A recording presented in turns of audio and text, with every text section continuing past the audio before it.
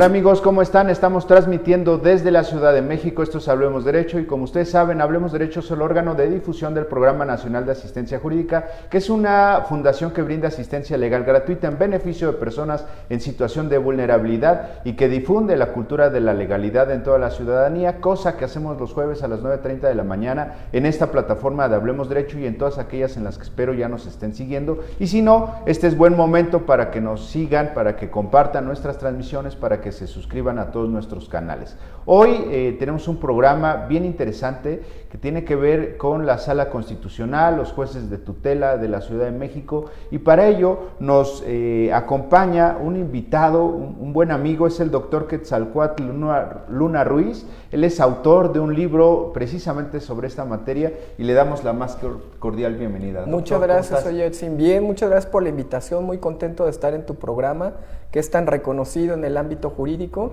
y aquí estamos para contestar todas las preguntas y hablar del control constitucional. Fíjate qué interesantísimo tema, la Sala Constitucional, el control constitucional. Muchos de los que nos ven no son abogados. ¿Cómo les podríamos explicar a ellos de qué se trata esto del control constitucional? Muy bien, pues bueno, mucho se ha hablado de control constitucional a nivel federal. El control constitucional lo ejercen los juzgados de distrito a través del juicio de amparo y los tribunales colegiados a través del juicio de amparo. Es un control de la Constitución para la defensa de los derechos humanos. Pero a nivel local, a partir del 2017 tenemos una constitución, una nueva constitución que incluye nuevos derechos que protege mucho más derechos humanos que los de la Constitución Federal. Pero para proteger estos derechos humanos y para garantizarlos, no solamente son suficientes las instituciones que ya teníamos en funcionamiento, sino que se deben crear nuevos organismos para vigilar que efectivamente esos derechos humanos se cumplan y además para vigilar el control de la Constitución local. Dejamos de ser un distrito federal, nos convertimos en una entidad federativa más en la Ciudad de México. Éramos 31 estados y un distrito federal, ahora somos 32 estados de la República y como tal tenemos un gobernador, ya no tenemos alcaldías y necesitamos un organismo judicial que también controle esta Constitución y se crea la Sala Constitucional de Derechos Humanos y se crean los juzgados de tutela para la defensa de los derechos humanos y para garantizarlos. Bien interesante. Muchos no entienden bien a bien, no están obligados, a lo mejor sí, no lo sé, como ciudadanos, el tema de los derechos humanos. Entender ese tema a veces resulta complicado para muchas personas, sobre todo aquellos que no están inmiscuidos en el mundo del derecho. No están obligados, pero como ciudadanos debemos tener ciertos conocimientos básicos y un poco es el motivo de este programa, ¿no? Transmitirles a todos y cada uno de ustedes el tema de los derechos, un poco más traducido, un poco menos técnico, rimbombantes, menos técnico, como bien dices. Así es. Y a ese respecto, ¿cómo les explicamos a nuestros amigos qué son sus derechos humanos? Pues bueno, los derechos humanos son los derechos fundamentales que todos los seres humanos, por el simple hecho de nacer, tenemos y debemos ser partícipes y voces y nos deben garantizar las autoridades. Ahora bien, hoy en día hay muchos organismos autónomos, organismos gubernamentales que nos pueden ayudar en la defensa de los derechos humanos y garantizarlos, ¿no? Uno de ellos, pues bueno, es la Comisión de Derechos Humanos en la Ciudad de México. Hoy en día también tenemos los juzgados de tutela de derechos humanos y por supuesto la Sala Constitucional, que es la garante de vigilar el cumplimiento de estos derechos.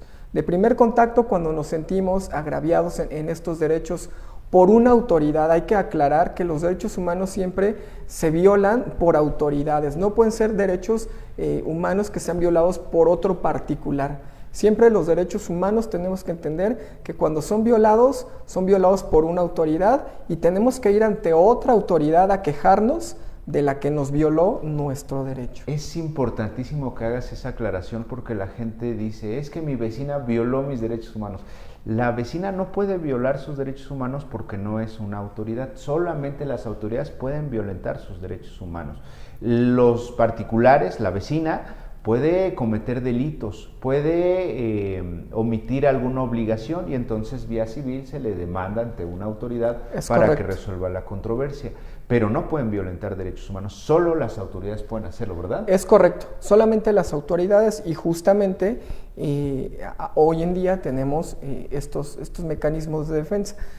Creo que es importante la función de nuestro nuevo organismo, que es la Sala Constitucional. ¿Por qué? Porque anteriormente acudíamos, hay una acción que es muy importante en esta sala, que es la acción de restitución de derechos humanos. Anteriormente acudíamos ante la Comisión de Derechos Humanos cuando nos sentíamos agraviados de, alguna autoridad que nos hubiese violado. Hoy en día lo seguimos haciendo, pero sabemos que la Comisión de Derechos Humanos únicamente emite recomendaciones y que estas recomendaciones no son de carácter vinculante, es decir, no son obligatorias, las pueden o no acatar. Ahora, con la entrada en vigor de la Sala Constitucional, tenemos un juicio que es lo más loable y que para mí es lo más importante entre todas las funciones que tiene esta sala, que es el juicio de restitución obligatoria de los derechos humanos. ¿Qué quiere decir esto? Que le da legitimación activa en la causa, una legitimación o le da acción a la Comisión de Derechos Humanos para presentar este juicio ante la Sala Constitucional en contra de la autoridad que no acató el dictado de la recomendación dada. Entonces, ¿qué se hace? La Sala Constitucional, como es parte del Poder Judicial de la Ciudad de México, con toda la investidura de la ley y de la autoridad judicial, pues puede decretar multas, arrestos, embargos, lanzamientos y demás. Pues bueno, va a hacer efectiva esa recomendación y la va a ejecutar. La finalidad es ejecutar la recomendación, judicializar la recomendación y ahora sí se vuelve obligatoria. Muy importante porque antes se decía que el ombudsman, ahora ombudsperson, decía la fuerza que tiene radica en su propia debilidad, es decir, al no hacer cumplir sus determinaciones, sus recomendaciones, porque no tiene fuerza para hacerlo valer, no tiene el uso de la fuerza pública, como bien decías hace un momento, entonces era su fama, era su posibilidad mediática de decir, emití una recomendación en contra de tal autoridad, y eso era gravísimo en todo el mundo. Hemos perdido un poco de eso. Sin embargo, tenemos la Sala Constitucional, tenemos los jueces de tutela, que precisamente es el motivo de este libro. Quiero que lo vean ustedes, queridos amigos. Es el libro de mi querido amigo Quetzalcóatl Luna Ruiz, La protección de los derechos humanos por la Sala Constitucional y los juzgados de tutela de la Ciudad de México. Se los voy a poner aquí para que lo puedan ustedes ver. Evidentemente durante la transmisión se los vamos a poder poner. Y bueno, es importante saber qué te orilló, de dónde viene, por qué surgió. Platícanos Muchas gracias, libro. Soy Edson. Pues este libro surge como mi tesis doctoral. Soy doctor en Cultura de los Derechos Humanos y la finalidad es dar a conocer y difundir, así como tú lo haces a través de esta noble labor, pues la defensa de los derechos humanos. ¿Por qué? Porque como bien dijiste al principio del programa, la mayoría de las personas dicen, es que otro particular violó mis derechos. No, otro particular no viola tus derechos los violan las autoridades y son las mismas autoridades las encargadas de reparar esa violación a los derechos humanos. Entonces surge como mi tema doctoral, el doctor Alberto del Castillo del Valle, quien fue el director de la tesis, pues bueno, le mandamos un saludo. Le mandamos un saludo al doctor. Un abrazo. Fue quien me incentivó a hacerlo libro, lo mejoramos, y pues bueno, también la jueza Mitzi Aquino Cruz, jueza en tutela de derechos humanos, tiene un apartado especial de la función de estos juzgados, ¿no?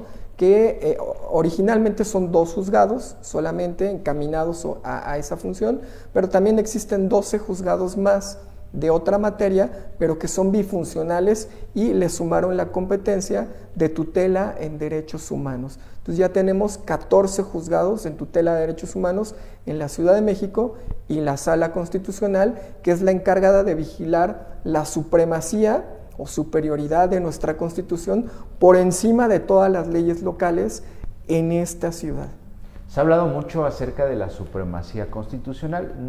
Normalmente se ha venido hablando de la federal. Hay constituciones, constitución política de los Estados Unidos mexicanos, que abarca todo el territorio nacional, que obliga a todas las autoridades nacionales, y hay constituciones de cada uno de los estados. En la Ciudad de México tenemos una reciente, como bien lo comentabas tú, y bueno, es importantísimo ejercer un control constitucional. ¿Por qué?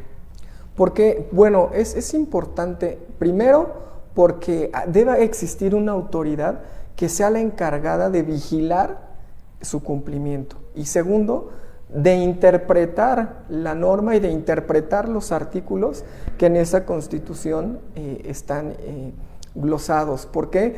Porque un juez del fuero común o una sala del fuero común no puede hacer una interpretación ni puede validar los artículos que están en esta Constitución.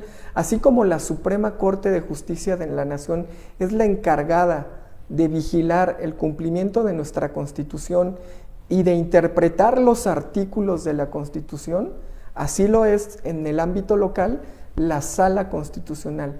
Y algo muy importante, así como en el ámbito federal la Suprema Corte emite jurisprudencia por precedente, y todas las sentencias que emiten en órgano colegiado se convierten en jurisprudencia obligatoria, también la Sala Constitucional emite jurisprudencia por precedente, que es obligatoria a nivel local en la Ciudad de México, no solo para los juzgados de tutela, sino para todos los juzgados de la Ciudad de México. Entonces nosotros como abogados debemos estar pendientes en las resoluciones que dicta esta sala, que se publican en el boletín judicial, porque tal vez el estudio nos pueda servir para aplicarlo a nuestros asuntos, sean o no de tutela en derechos humanos, porque lo que estudia es la interpretación de la Constitución y violaciones de los derechos humanos. Fíjate que muy importante, perdón, adelante. Porque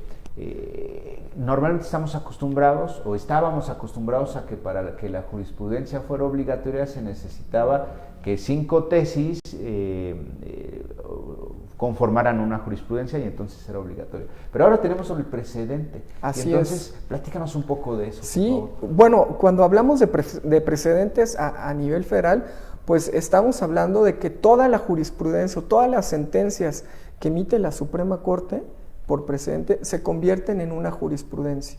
Pero seguimos teniendo el sistema de integración de jurisprudencia que emiten los tribunales colegiados, que siguen siendo 5 sentencias a favor y ninguna en contra, ¿no? Pero la sentencia que emite la Corte, todas las sentencias que emiten como órgano colegiado son obligatorias por precedente. Lo mismo pasa, con la Sala Constitucional. Todas las sentencias que emiten como órgano colegiado los magistrados se convierten en una sentencia por precedente. Y hay que tener muy claro que lo que vamos a verificar en este precedente no son los puntos resolutivos los que hacen la jurisprudencia, sino los puntos considerativos. ¿Qué quiere decir? El estudio, que es el que debemos tomar en cuenta si se adapta o no al asunto al que lo queremos aplicar. Eso es bien importante, porque los resolutivos son lo que finaliza una controversia o que determina un criterio, pero todo el argumento lógico jurídico que se realizó para llegar a esa decisión es lo más importante de cualquier sentencia, ¿no? Es correcto, y es lo que nos va a servir para aplicarlo como obligatorio en otro juicio, en otra jurisprudencia, sea o no de tutela de derechos humanos, siempre y cuando se hayan violentado derechos humanos en algún otro juicio. En ese respecto, muchos de nuestros amigos, insisto, no son abogados y a veces no les es fácil ubicar cuál podría ser una violación a derechos humanos. ¿Podríamos dar algunos ejemplos que pudieran ser más claros para que la gente entienda cuándo se le podrían estar violentando sus derechos humanos? Claro. Para la competencia de la Sala Constitucional, pues bueno, tenemos acciones por omisión legislativa. ¿Qué quiere decir esto? Que los legisladores en la Ciudad de México tienen un tiempo de gracia para promulgar las leyes, para publicarlas, pero si no lo hacen en este tiempo, nosotros como ciudadanos o cualquier otra autoridad puede solicitar el juicio para efecto de que se cumpla, para que los legisladores cumplan, porque eso consiste en una violación de derechos humanos de no promulgar una ley. Por supuesto. Ahora bien, otra situación que debemos tomar en cuenta es las violaciones de derechos humanos que pueden cometer los integrantes de las alcaldías, llámense los alcaldes, en contra de los ciudadanos.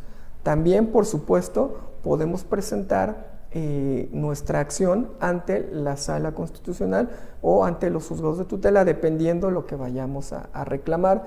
Esto está muy establecido en el artículo 36 y en el 66, 67 y 68 de la Constitución Política. Ahí están las competencias de cada sala. Y pues bueno, como ya lo mencionábamos, nuestra Constitución, como cualquier otra, pues bueno, puede ser víctima de violaciones. Entonces hay acciones de inconstitucionalidad que también se pueden estudiar a nivel local por esta sala. Así es. ¿Cómo pueden llegar ahí? ¿Cómo pueden promover? ¿Necesitan hacer una demanda o necesitan hacerlo por conducto de la autoridad responsable? Platícanos ese caminito. Muchas gracias, sí. Por supuesto, si vamos a presentar la acción de protección efectiva de derechos humanos ante los juzgados de tutela, lo podemos hacer. La ley establece que se puede hacer de manera oral, de manera verbal, o que bien sin ninguna formalidad, o bien ingresar nuestro escrito como cualquier otra demanda debidamente fundamentada a través de la Oficialía de Partes Común del Poder Judicial de la Ciudad de México. No me ha tocado casos hasta el día de hoy porque no hay mucha difusión y no he sabido de muchos casos que se presenten demandas de manera verbal o de manera oral. Las demandas que se han presentado han sido vía Oficialía de Partes con todas las formalidades, aun y cuando la ley establece que no se requiere formalidad, pues bueno, debe ser un abogado para presentar tal vez ese tipo de asuntos.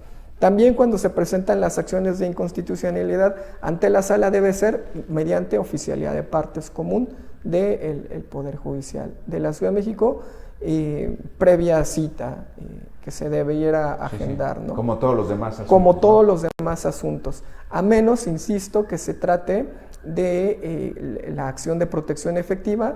Ahí me parece que no se requiere cita porque no se requiere formalidad, pero bueno, ya eso en algunos momentos se tiene que ver cuando se llega a Oficialía de Partes. Claro, es el tema de la demanda por comparecencia. Muchos de nuestros amigos la conocen por el tema de los alimentos. Así es. Que van a la Oficialía de Partes Común, llevan sus documentos, les dan una ficha, con esa ficha van al juzgado que les correspondió, ya tienen juzgado y número de expediente y ahí les toman la comparecencia, la imprimen y esa es su demanda.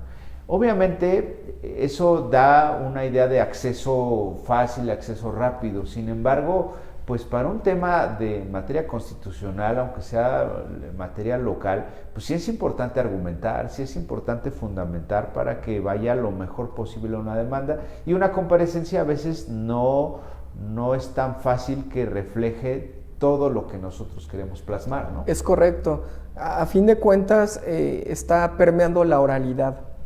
Y aún así nosotros como abogados podemos llevar anotaciones, podemos llevar material de apoyo, pero no debemos perder de vista que se trata, si lo vamos a presentar de manera de comparecencia, pues bueno, oral, ¿no? Entonces lo vamos a argumentar y creo que sí, se necesitan tener buenos argumentos porque de la argumentación jurídica depende el éxito de nuestro asunto, ¿no? Entonces creo que sí es importante no solamente ir el ciudadano, sino asesorarse jurídicamente. Claro. ¿Cómo se integra esta sala constitucional? Pues bueno, en esta sala hay 7 magistrados, todos los magistrados son honorarios. ¿Qué quiere decir? Que son magistrados integrantes base de otras salas del Poder Judicial, llámese en materia civil, penal, justicia para adolescentes o familiar, y los sortean para conformar, o es por insaculación, para formar parte de la sala constitucional. Ellos son quienes resuelven, y cuando conforman la sala en pleno es en el antiguo salón de plenos del Poder Judicial de la Ciudad de México, en Niño Cero 132. ¿No? Tan bonita es esa Tan bonita sala, así es. Entonces, pues bueno, ahí se conforma la sala constitucional. Oye, y no dejan sus asuntos, es decir, su sala a la cual están adscritos, siguen atendiendo sus temas, y solamente cuando se reúnen es que se conforman en la sala constitucional. Así es. Es un cargo honorario, parece ser no recibe ningún otro emolumento. Sin embargo, y sí me gustaría dejar en claro que esta sala constitucional no conoce de los recursos ordinarios. Es importante. Es importante porque a veces puede causar confusión. No conoce de los recursos ordinarios que se puedan presentar por los jueces en materia civil, en materia penal, familiar, justicia para adolescentes, porque ellos ya tienen sus mecanismos de defensa y sus recursos previamente establecidos y su principio de definitividad ante su sala correspondiente. Y tampoco se puede presentar quejas en contra de las salas ordinarias o en contra de los demás juzgados. Son acciones de violaciones de derechos humanos independientes y autónomas, ajenas al actuar jurisdiccional de los otros organismos judiciales. Porque ahí no están indefensos. Finalmente, si un magistrado de una sala en general, o un juez emite una decisión que consideran que violenta sus derechos humanos, bueno, están las instancias. Si es un juez, pues nos vamos a la apelación, y si no, nos vamos al juicio de amparo. Es correcto. ¿No? Está el caminito. Pero aquí es por otros motivos, ¿no? Incluso otras autoridades. Otras autoridades, llámese alcaldía, llámese Congreso de la Unión, incluso podría ser algún organismo autónomo, SEDUBI, Secretaría de Comunicaciones de la Ciudad de México. Pues bueno, ellos también son autoridad y también están a expensas de violar o poder violar cualquier derecho humano, ¿no? En contra de cualquier secretaría de la Ciudad de México o dependencia que de ella se emane. En juicio de amparo, los abogados conocemos algo que se llama principio de definitividad de las sentencias, de las resoluciones, y que obliga a acatar primero el recurso ordinario. Es decir, si es una acción emitida por una autoridad, la que ustedes me digan, tengo que anotar ese recurso ante esa autoridad, ante su superior jerárquico, ante el órgano interno de control, o me puedo ir directo a la sala constitucional.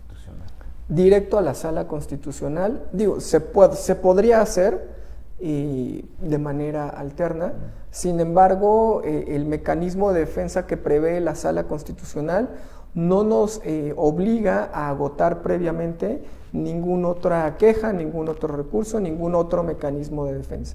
Podemos hacerlo directamente, incluso, insisto, cuando se trata de violaciones cometidas por secretarías, por alcaldías, por cualquier autoridad de la Ciudad de México, con excepción de los jueces y de los magistrados.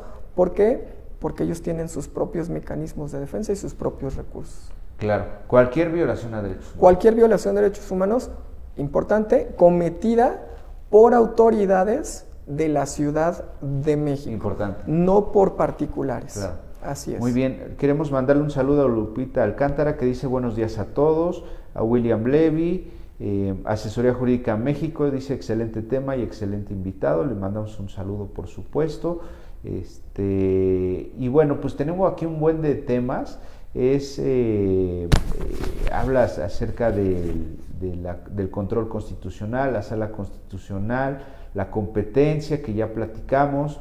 Hay una pregunta que tengo aquí anotada que dice, ¿cuál es la función más importante, la más destacable de esta sala constitucional? Bueno, a mi parecer hay varias, como la acción de inconstitucionalidad, que es básica, es importante, que es dejar de aplicar cualquier artículo de la Constitución o cualquier artículo de un código de nuestra ciudad que es violatorio a los derechos humanos. Eso es un control constitucional.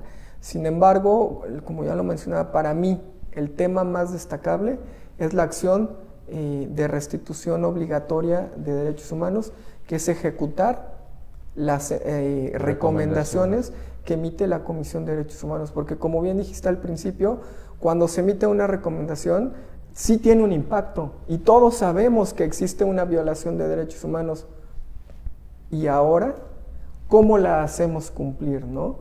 Entonces, es importante tener en cuenta que las recomendaciones aceptadas, pues entonces, si no se cumplen, tenemos este mecanismo de defensa o este juicio para hacerlas cumplir con todos los mecanismos y toda la investidura de la autoridad judicial.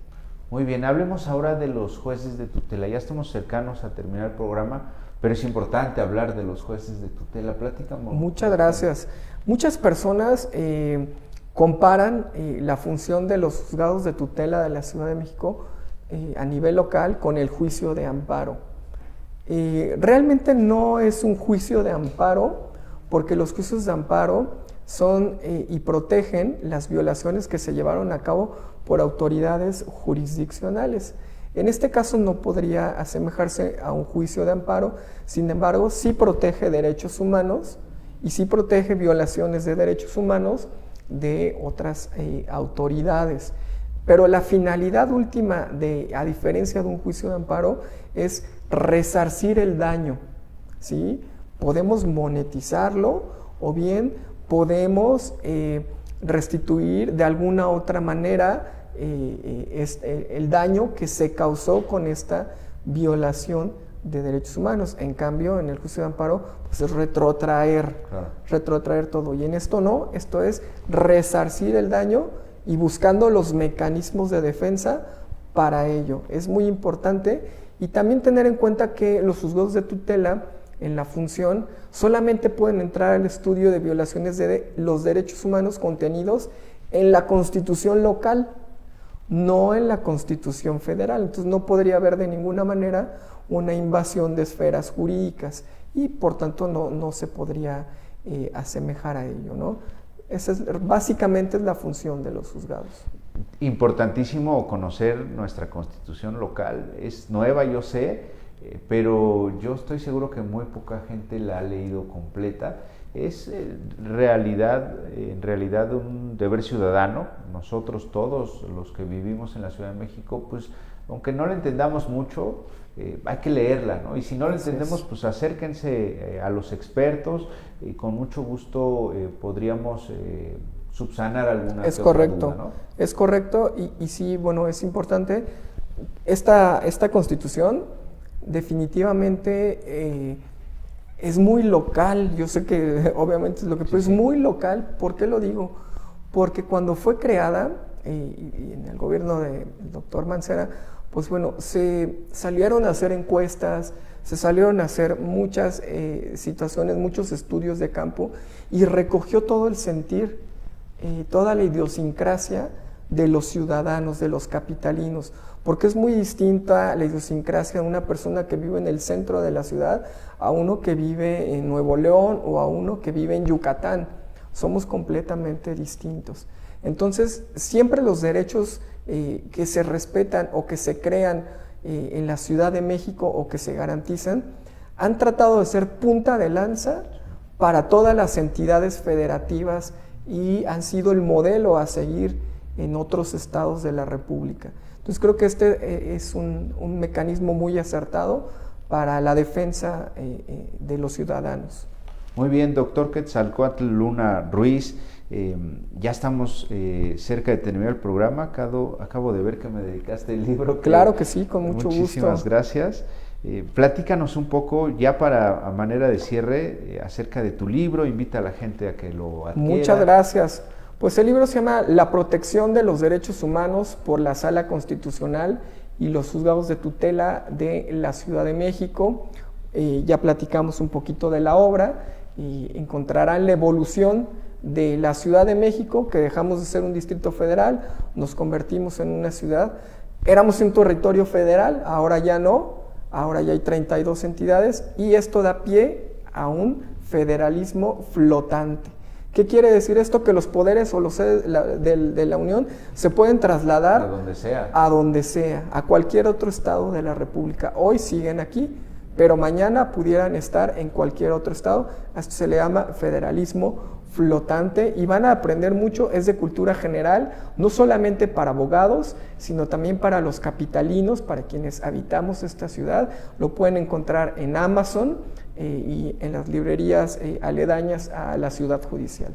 Muy bien, pues queridos amigos, estamos cerrando esta transmisión. Doctor, un gusto que hayas... Muchas gracias, como siempre, te agradezco todas tus atenciones y me da mucho gusto que sigas siendo exitoso como lo eres hasta ahora y tan reconocido en el ámbito jurídico, lo digo de verdad. No, yo te agradezco, la verdad es que pues es la labor que llevamos haciendo hace ya más de 20 años y bueno, yo siempre digo que es... los fabulosos son los de mi equipo, ¿no? Ellos son los que hacen la labor. Es que están aquí atrás que como también. tú, muchos de los están aquí y pues por supuesto no podríamos hacer nada sin toda la gente que nos rodea y nos apoya, nos motiva y realiza las funciones, ¿no? Yo te agradezco de verdad, está padrísimo este libro, no sean malos, adquiéranlo. Muchas gracias. No les va a quedar mal. ¿No? Muchas gracias, enhorabuena para tu programa y te agradezco la invitación. Un gusto, un placer. Gracias. Queridos amigos, esto ha sido todo. Hablemos Derecho agradece el favor de su atención. Recuerden seguirnos en nuestras redes sociales. Por favor, suscríbanse, compartan nuestras transmisiones siempre con contenido que les va a resultar muy interesante. Si alguna cosa no entienden de nuestras transmisiones, con mucho gusto escríbanos, comenten las transmisiones y les explicamos con todo gusto. Hay siempre la disposición de nuestros invitados para que expliquemos, contestemos dudas. A veces nos demoramos, pero siempre subsanamos esas inquietudes. No me resta más que agradecer y desearles, como siempre, que tengan un excelente día.